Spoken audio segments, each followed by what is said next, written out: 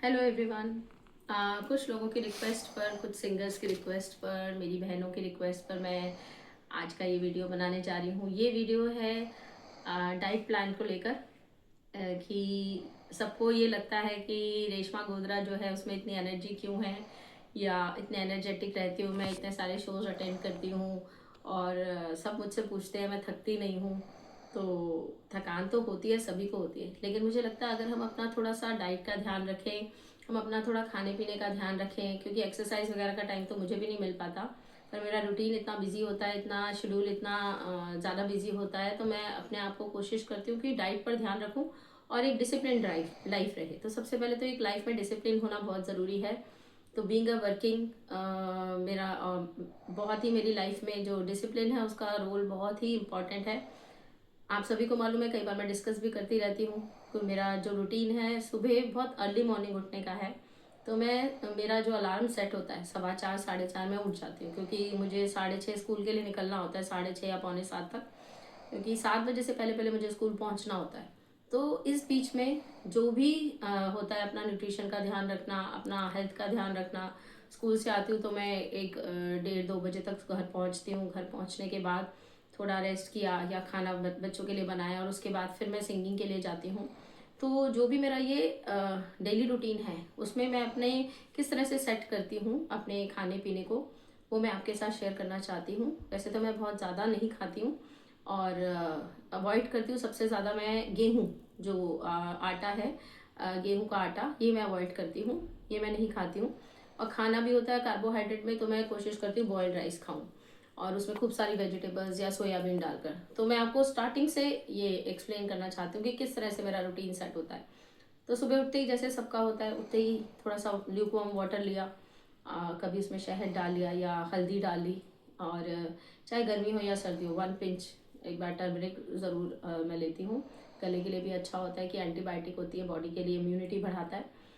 इसके अलावा सबसे पहले सुबह एक एप्पल और एक कोई भी सिट्रस फ्रूट में मौसमी या संतरा कुछ भी हो सकता है, ये इम्यूनिटी को बढ़ाता है। और अगर आपके गले में कुछ भी ऐसी प्रॉब्लम है या हल्की खराश है तो मैं वो अवॉइड कर देती हूँ। एप्पल मैं डेली खाती हूँ, एप्पल सुबह उठते ही, ये डेली का रूटीन है। मैं और मेरे हस्बैंड दोनों खाते हैं एप्पल। और उसके बाद कुछ हुआ तो थोड़े बहुत ड्राई फ्रूट्स या सीड्स, या वो जो भी कुछ पनीर, बटर, जो होता है ना, पीनट बटर ले लेते हैं टोस्ट के साथ थोड़ा बहुत। तो वो थोड़ा सा हाई प्रोटीन होता है, तो हम कोशिश करते हैं प्रोटीन डाइट लेने की।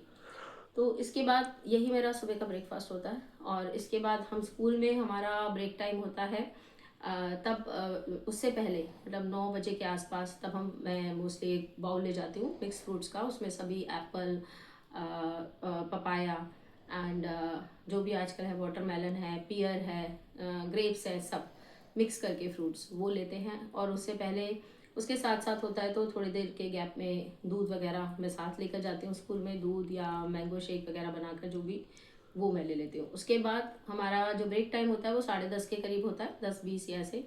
तो तब हम लंच करते हैं। तो उस लंच में फिर हम खाते हैं मोस्टली एक बाउल बॉयल्ड राइस का होता है। उसमें खूब सारी वेजिटेबल्स, गाजर, मटर और बीन्स, गोभी, जितनी भी वेजिटेबल्स है सब डली होती है, इवन सीताफल, घिया सब डला होता है। साथ में रायता होता है, रायता भी मेरा सब मिक्स वेज वाला होता है।